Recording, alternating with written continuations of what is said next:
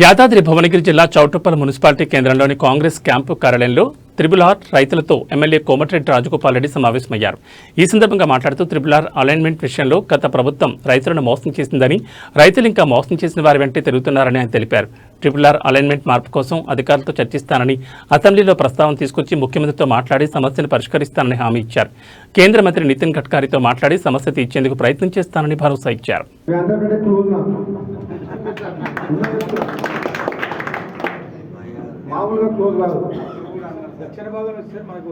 అయితే ఈ మూమెంట్లో వీలైనంత వరకు ఎక్కువ ఎంత ఇవ్వగలుగుతాం అనేది ఒక అంశం.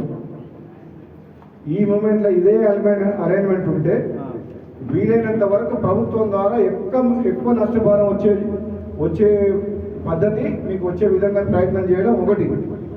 రెండవది, 1% అవకాశం ఉన్నా సరే అలైన్మెంట్ ఏదైనా ఇప్పుడు కూడా మనకి పరిణామం జరగాలి కాబట్టి నేను నితిన్ గడ్కరీ మంత్రి గారితో కూడా మాట్లాడాను. డైరెక్ట్ ఫోన్ చేసి మాట్లాడేంత అదున్నది నాకు నితిన్ గడ్కరీ గారి దగ్గరికి. నేను మొన్న పోయినప్పుడు కూడా 4 రోజుల కింద పోయి కలిసి వచ్చినాను వేరే పని మీద. ఈ స్టేజ్లో కలెక్టర్ గారితో కూడా అదే మాట్లాడుతున్నా, వికాస్ రాజ్తో కూడా మాట్లాడతా. ఈ స్టేజ్లో అలైన్మెంట్ మార్చే అవకాశం ఏదైనా ఉందా? 1% అవకాశం ఉన్నా అలైన్మెంట్ మార్పిద్దాం. ఎందుకంటే మీకు ఎందుకు హామీ ఇస్తున్నా అంటే మీకు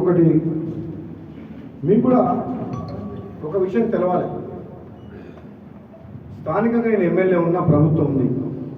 మా ప్రభుత్వం నేను ఎమ్మెల్యే వచ్చేసరికి అంత అలైన్మెంట్ ఫిక్స్ అయిపోయింది. ల్యాండ్ ఎక్విజిషన్ అది నష్టపరిహారం అనేది దీనికి 2013 యాక్ట్, ఆ యాక్ట్ ప్రకారం ఇస్తుంది.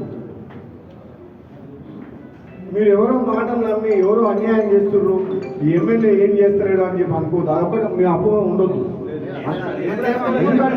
ఎందుకు అంటున్నా, నేను ఎమ్మెల్యేగా గెలిచిన తర్వాత ఒక పార్టీ వాళ్ళకి నేను ఎమ్మెల్యే కాదు, అందరికీ ఎమ్మెల్యే.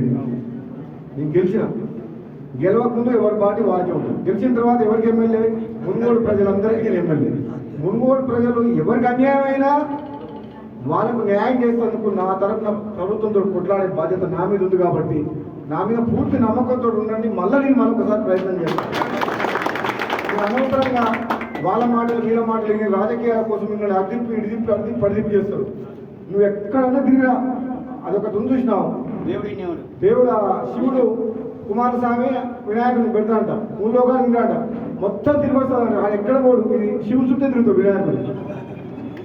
ఏడవైనా కదా నా తోడు కాకపోతే ఈ ప్రపంచంలో ఒక కాదు. ఎవరు చేయగలుగుతారు? నాకు ఇంజనీరింగ్ సబ్జెక్ట్ ఉంది, రోడ్ నెట్వర్క్, ఇరిగేషన్ ప్రాజెక్టు మొత్తం చదువుకున్న వ్యక్తిగా మీకు అన్యాయం అవుతుంటే నేను శాసనసభ్యునిగా నాకు బాధ అనిపించదా? మీరు పైసలు వస్తున్నారు, సంతోషమే కదా.